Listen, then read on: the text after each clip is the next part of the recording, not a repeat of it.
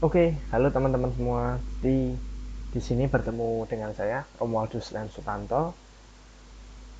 Pada kesempatan kali ini kita akan membahas terkait review laporan KP dari Mbak Melinia Handayani, mahasiswa TEM Sanata Dharma yang masuk di tahun 2018. Sebelum masuk ke review laporan KP, kita bahas sedikit tentang apa itu kalibrasi. Jadi kalibrasi merupakan kegiatan untuk menentukan kebenaran konvensional nilai penunjukan alat ukur dan bahan ukur dengan cara membandingkan terhadap standar tertelusur ke standar nasional untuk satuan ukur dan atau satuan internasional. Jadi intinya dari kalibrasi itu adalah membandingkan nilai yang terbaca oleh suatu alat itu sudah sesuai atau belum dengan nilai yang seharusnya terbaca atau nilai yang dimiliki oleh benda sampel kalibrasinya. Sebagai gambaran, timbangan berat badan apabila diberikan anak timbang seberat 2 kg tetapi belum membaca pas di 2 kg, misalnya masih 1,8, nah di situ timbangan perlu dikalibrasi dengan standar operasional prosedur yang telah ditetapkan. Kemudian, mengapa kalibrasi itu diperlukan? Di sini ada 4 poin. Jadi kalibrasi itu diperlukan untuk memastikan hasil pengukuran yang akurat, memastikan alat dapat berfungsi dengan baik, memastikan alat yang digunakan masih layak pakai, memastikan alat yang digunakan masih memenuhi syarat. Jadi selain di hasil pengukuran atau pembacaan alatnya itu, juga harus dipastikan bahwa alat itu masih dapat berfungsi dengan baik sesuai sistem sebagaimana mestinya. Dan selain sistemnya juga perlu menimbang dari sudut pandang fisik maupun visualnya untuk memastikan alat masih memenuhi syarat itu tadi. Kemudian di sini ada beberapa poin manfaat kalibrasi, yakni memenuhi standar nasional dan internasional untuk memastikan alat ukur sudah memenuhi standar nasional maupun internasional. Kemudian mengurangi resiko kegagalan. Jadi alat yang masuk ke bagian kalibrasi pastinya sudah melewati quality control. Jadi dipastikan alat yang masuk kalibrasi itu sudah aman atau bebas dari kegagalan. Semisal ada kegagalan pun bisa dibilang kemungkinannya minor atau kecil. Kemudian meningkatkan akurasi. Alat ukur yang telah terkalibrasi memiliki hasil yang akurat, sehingga alat pun memiliki kualitas yang baik. Jadi di sini alat yang telah terkalibrasi itu pastinya memiliki selisih pembacaan yang sedikit ataupun bahkan tidak ada selisih dengan pembacaan realnya. Nah, beberapa poin ini saya kutip dari sukovindo.co.id tentang kapan alat ukur perlu dikalibrasi. Perlu diketahui juga PT Sukovindo merupakan perusahaan yang bergerak di bidang konsultasi, penyedia layanan dan jasa untuk kalibrasi, konsultasi, dan lain-lainnya terkait alat medis. Kemudian ini ada beberapa peralatan selama KP Mbak Melinia itu tadi yang saya cantumkan di sini, ada X-ray mobile, X-ray konvensional, dan X-ray fluoroskopi.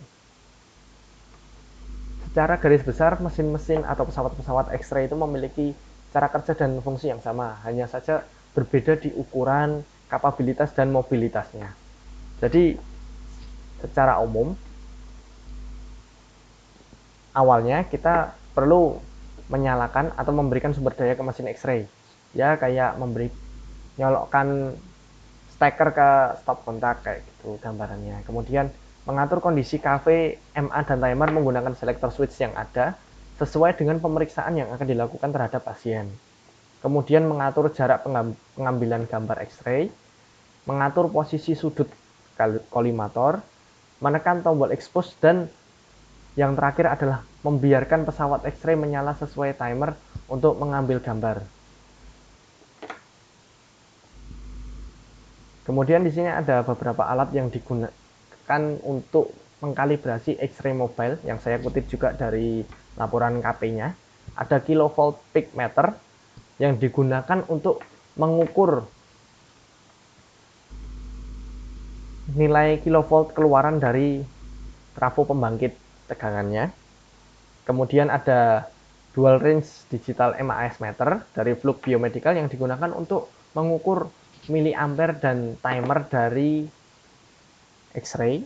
Kemudian ada AVO meter dari Fluke Biomedical juga yang digunakan untuk mengukur tegangan sumber atau tegangan supply dan hambatan casing terhadap pembumian. Kemudian ada termohygrometer yang digunakan untuk mengukur suhu dan kelembapan udara ruangan. Nah, di sini apa saja yang perlu dilakukan saat akan atau saat sedang mengkalibrasi X-ray. Jadi yang awal atau yang pertama adalah persiapan, meliputi persiapan berkas, tempat, kondisi ruangan, dan peralatan kalibrator.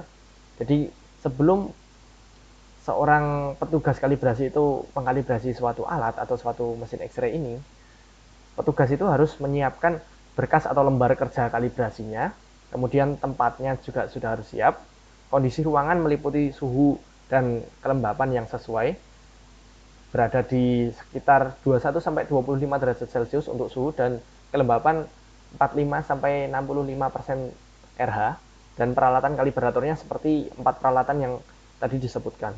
Kemudian proses kalibrasi itu sendiri meliputi pengukuran, pencatatan, pemeriksaan kondisi fisik dari alat.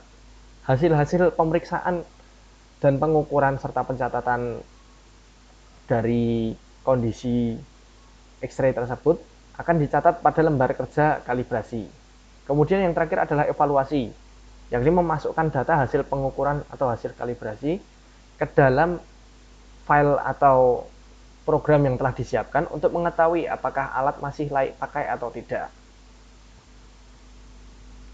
Kemudian kesimpulan, pengujian dan atau kalibrasi alat kesehatan dilakukan secara berkala paling sedikit 1 kali dalam 1 tahun yang tercantum dalam Permenkes Republik Indonesia nomor 54 tahun 2015. Untuk dapat melakukan kalibrasi suatu alat, maka diperlukan kalibrator dengan resolusi pengukuran yang lebih tinggi daripada alat yang akan dikalibrasi.